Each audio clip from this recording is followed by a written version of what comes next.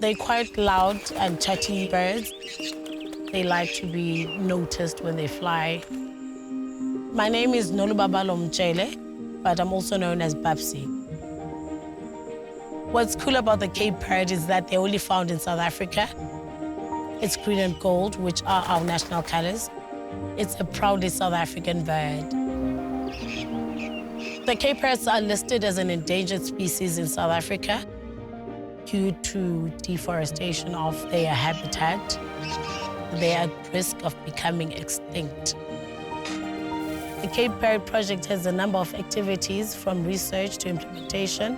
Focuses on keeping the birds safe in the wild. I'm the restoration officer at the Cape Parrot project.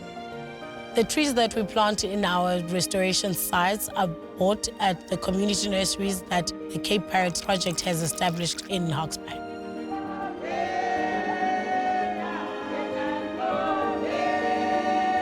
South Africans can help by donating and supporting conservation projects, taking time out to go into the forest, see the bird and enjoy the moment.